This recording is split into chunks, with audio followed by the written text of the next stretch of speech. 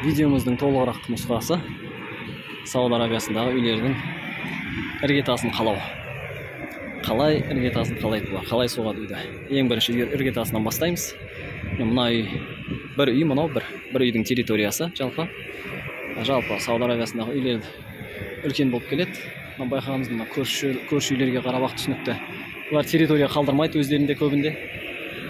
Жобамен 6 соттық жер болса, бүткіл почти что бүткіл жері үй қылып жібереді.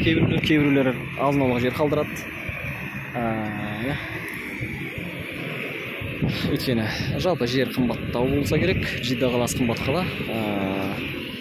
Бірақ бұлар жер, бұларда алдыңғы видеоларымызда көрсеткендей, бұларда аула төбеде бар. Соның есебінен де бұлар аулаға қатты мән бермейді.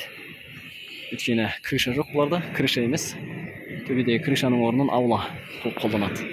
Ал мынау не нәрсе деген кезде, бұл бассейн ғой, былайша айтқан кезде бассейн. Бірақ бассейн қылып шомылмайды бұны. Бұлар бұны су сақтау үшін қолданады. Мынау толығымен үйдің іргетасы бетондар құйылғаннан кейін су сақтайтын қойма ретінде қалады, топырақтың астында қалады, топырақтың емес. Жалпы үсті бетонмен жабылады. Кафель, мафель, жалпы үй түседі. Жалпы сол нәрсенің бәрінің астында қалады. Құдық сияқты. Бір үлкен үй үшін, 2 этаж, 3 этаж болатын үй үшін бір айға жететін су тұрады шамамен бұларда. Міне, мынау жалпы былайша айтқан кезде бізде бассейнде су сақтап болады екен деп қоямын, бірақ біздің климатқа байланысты қаншалықты болатын мен білмеймін енді. Бұларда қыс жоқ, мұз қатпайды, басқа болмайды деген сияқты. Қалай соқты енді?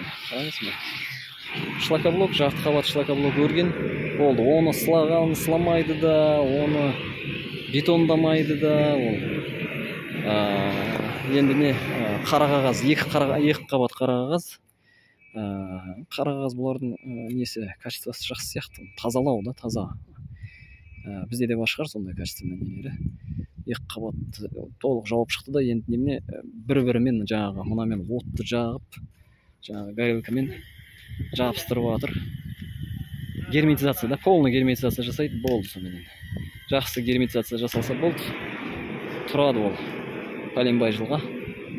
Пәленбай жыл деген қанша? Кемі 50 жылға есептеледі ғой бұлар. Кемі 50 жыл тұратын нәрсе.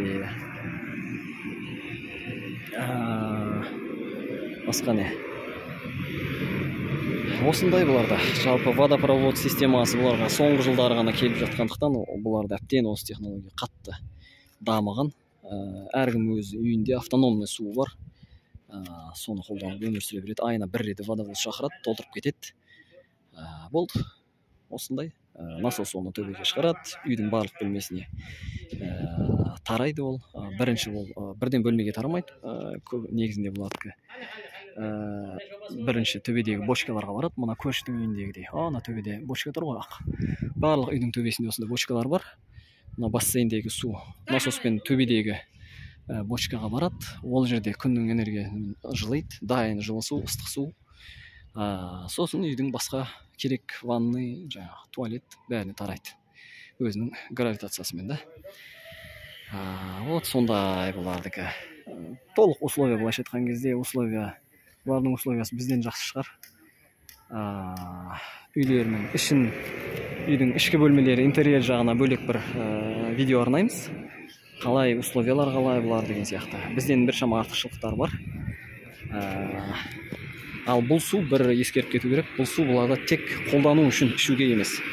Бұлар бұны ішпейді. Бұлар бұны жуынуға, ыдыс жуу деген сияқты нәрсенің бәріне қолданады.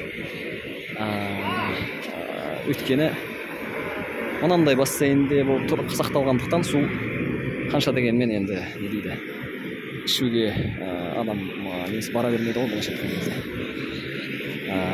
Сондай жалпы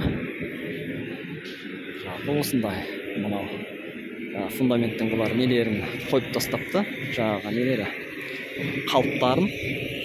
Анау ортада мен әлі түсінбедім неге екен. Үлкенде көбірек орындарға жаңағы арматуралар қойып тастапты. Ол жерге бетон қоятын сияқты олар. Не үшін сонша қалың қоятын мен түсініп тұрған жоқпын ол жерге. Не дегенде де бұларда жалпы өте шығын көп екен.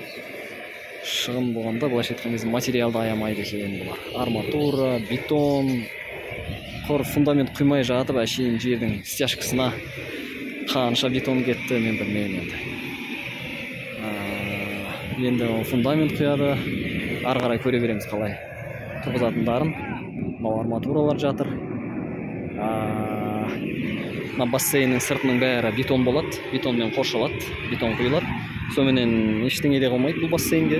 Судың қысымы, ары бері деген нәрсенің бәрі сұрағы жабылады бетон құйылғаннан кейін. Сырттан бетон ұстап тұр ғой өйткені. Арғы бетіне бетон құймайтын да шығар, топырақ тастап қоятын шығар. Не ол бәрі жалпы айтқан кезде немен толтырса да судың қысымын ұстаса болды. Жалпы осылай.